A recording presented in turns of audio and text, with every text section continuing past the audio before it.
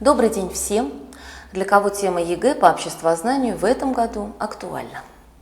Среди вас, вероятно, есть те, кто уже очень упорно готовится к предмету, начиная с 10 класса как минимум, а то и раньше. Но и я не исключаю, что есть ребята, которые только сейчас задают себе вопрос, а почему бы мне не сдать обществознание? Или ой, мне нужен этот предмет. Бывает и так. Поэтому не надо отчаиваться, но вы в менее выигрышном положении, но тем не менее все еще поправимо. И возможно, что многие из вас уже переслушали различное множество лайфхаков, других источников, видеоисточников, аудиоисточников в поисках каких-то тайных эксклюзивных техник, лучших эффективных технологий по подготовке к ЕГЭ. Конечно, все это имеет смысл, но всегда есть смысл на пути к цели еще раз остановиться и проверить вектор движения, оценить выбранные вами инструменты. Мудрецы говорят, что побеждает не тот, кто знает все, а знает именно то, что ему нужно в данный момент. И поэтому обратимся к первоисточнику. Конечно, таким первоисточником при подготовке к ЕГЭ должны стать ресурсы Федерального института педагогических измерений, создаваемые разработчиками контрольно-измерительных материалов, задания, рекомендации и другие вкладки, ресурсы. Итак, первый вопрос для самопроверки. Известно ли мне, вам, содержание и объем материала, который необходимо освоить для подготовки, чтобы не тратить время на лишнее, но и не упустить главное, необходимое? Находим на сайте ФИПИ 3 документа. Обратите внимание. Основу подготовки. Это, в принципе, прописные истины, о которых мы говорим каждый год, но абитуриенты каждый год новые. Поэтому найдите, пожалуйста, демоверсию, кодификатор и спецификацию на сайте Федерального института педагогических измерений. Чтобы уяснить содержание, проверяемое в ЕГЭ, открываем кодификатор и очень важную табличку с элементами содержания. Всего 5 модулей, вы это видите, в каждом из которых элемент содержания имеет свой код. Это удобно. Берем карандаш и напротив каждого элемента уже сейчас можем проставить плюс или минус. Знаем ли мы это, или это нам только еще нужно узнать? Ну, конечно же, чем больше у вас сейчас плюсов напротив каждого из элементов содержания кодификатора, тем в более выигрышном положении вы находитесь. Ну, чем больше минусов, тем, значит, все больше усилий вам нужно будет приложить за эти оставшиеся месяцы. Надеюсь, что к лету таких плюсов будет максимум. Следующий вопрос, который мы можем также задать себе для самопроверки, насколько четко вы знаете структуру работы и все типы заданий, которые вам предстоит решить. Для ответа на этот вопрос вам в помощь будет второй документ на этом же сайте. Это спецификация, в которой не только описаны все типы заданий. Я не буду сейчас дублировать этот материал. Это 20 заданий с кратким ответом, 9 с развернутым. Но есть и очень полезные таблички. Вот обратите внимание на удельный вес заданий с развернутым ответом. Вы видите. И видите, что удельный вес заданий, 9 заданий с развернутым ответом, ближе к 20 заданиям, к удельному весу из 20 заданий с кратким ответом. Что это значит? Чтобы сдать обществознание хорошо, нужно непременно быть готовым к выполнению всех типов заданий. Второй части я имею в виду. Не говоря о первой, Это и мини-тест к научно-популярному тексту, это первые 4 задания. Это задание на раскрытие смысла обществоведческого понятия, задание на конкретизацию, 26-е, в котором важно отличать аргумент от примера, уметь подбирать примеры из истории, из общественной жизни, из литературы и, возможно, моделировать ситуацию. Модель ситуации также может стать примером. 27-е задание – это анализ информации, решение задачи, Ну и, конечно, одно из сложнейших, 28-е – задание на составление плана развернутого ответа. И любимое, или нет, не знаю, но самое многобальное при хорошей подготовке – это 29-е задание – мини-сочинение. Альтернативное задание. Почему альтернативное? Потому что вам предлагается 5 тем. Вы, конечно же, можете выбрать только одну, но обратите внимание, и вы об этом тоже можете внимательно прочитать в спецификации, что несмотря на привязку условную каждой цитаты, да, каждой темы к какой-то области научного знания, которая закрывает полностью наш предмет обществознания. Тем не менее, услышали, наверное, мое слово «условно». Да? Условно – это значит, что вы вправе раскрывать эту тему в рамках любой области научного знания. Мало того, приветствуется междисциплинарный подход, поэтому обратите на это тоже внимание. Да? Популярным, конечно же, вопросом, да, среди поступающих и учителей в этом году, и это понятно, стал вопрос о поправках в Конституцию. Традиционно 2 задания в экзаменационной модели, еще раз скажу, традиционно, ничего в этом году тоже не меняется, в модели 21 ничего ровным счетом по сравнению с моделью 2020 года не изменилось. И тем не менее, 2 задания по обществознанию всегда предполагают знание Конституции Российской Федерации. Это задание 14 и задание 16. Вы это тоже видите.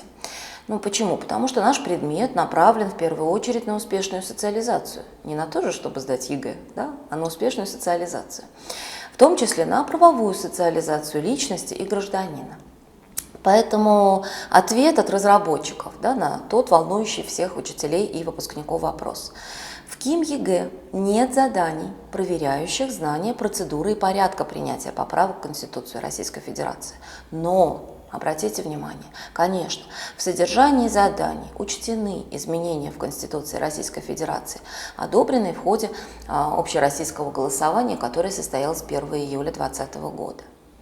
Поэтому нужно заметить, да, что вообще правовые элементы содержания лучше всего изучать не по учебникам, а лучше всего изучать, опять-таки, по той шпаргалке или навигатору, который расположен, размещен в спецификации. Это приложение номер 2. Да?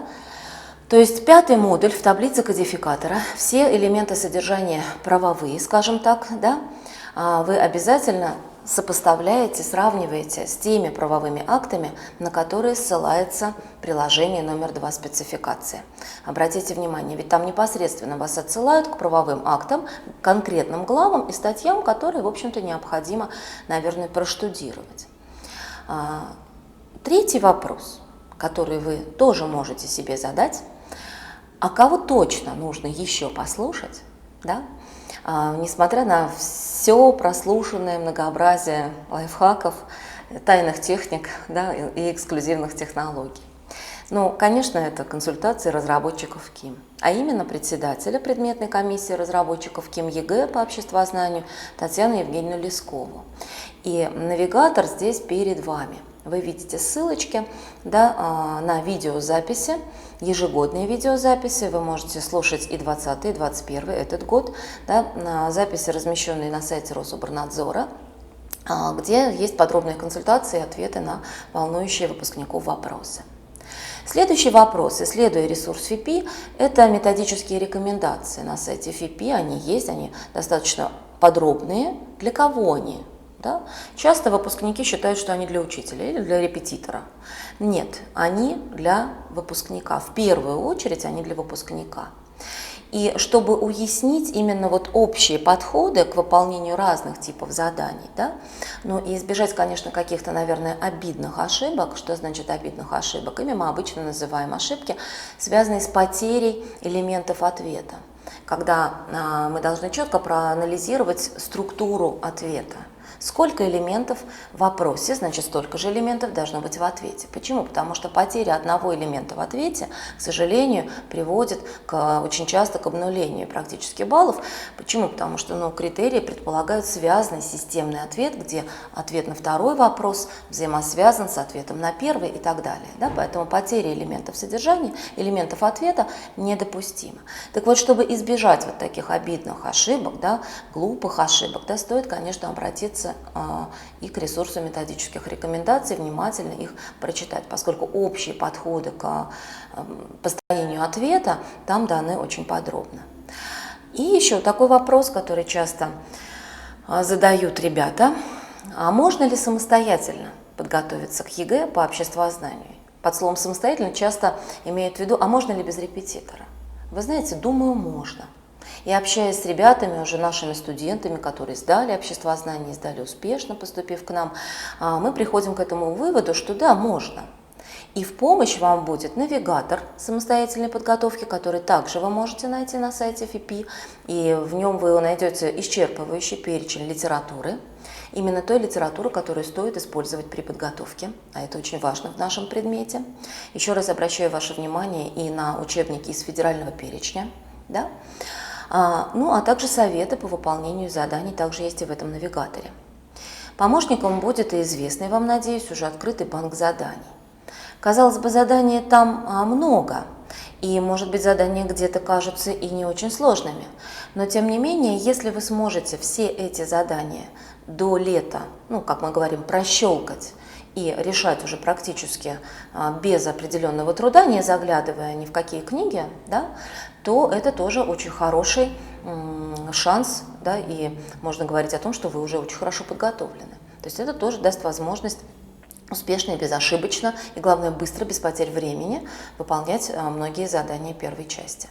Кстати, это совет выпускников, студентов, это совет наших студентов, я имею в виду уже бывших выпускников школ, которые к нам поступили, успешно сдавших, конечно же, обществознание.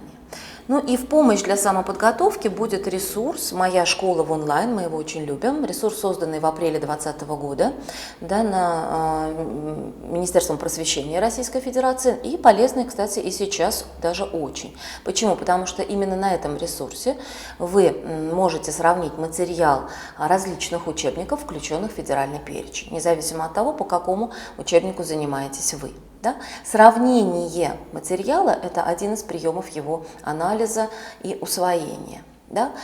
Именно хорошего усвоения. Вы можете таким образом свои знания расширить, я имею в виду теоретические знания, да, и систематизировать. Это тоже важно для нашего необычного, скажем, предмета. Да? И, конечно, дополнить систему вашей индивидуальной подготовки вполне могут и онлайн-уроки Российской электронной школы. Чем они полезны? Да, тематически их можно сопоставить также с элементами содержания в кодификаторе. И что удобно, что даже если вы забыли и вы не можете вернуть урок учителя, прослушанный вами, вы можете обратиться и к ресурсу Российской электронной школы, прослушать этот урок, данный другим учителям. Да, вот в данном случае здесь урок Кочерешка Сергея Сергеевича, учителя года России, да, в прошлом. Как вы видите, все тайные техники подготовки, все эксклюзивные технологии, эффективные технологии, да, в общем-то, они сводятся к системе, к выбору правильных источников информации, к упорству, к усидчивости, ну и, конечно, к вниманию к мелочам, потому что мелочей в ЕГЭ не бывает. В подготовке к ЕГЭ тоже. Системное мышление, умение работать с источниками, вообще надо сказать, что это конек гуманитария. И, конечно же, мы будем рады видеть вас студентом в нашем институте исторического, правового и социально-гуманитарного образования на наших программах и профилях подготовки: история, обществознание, экономики, документоведение и право и правоохранительной деятельности. Удачи в подготовке!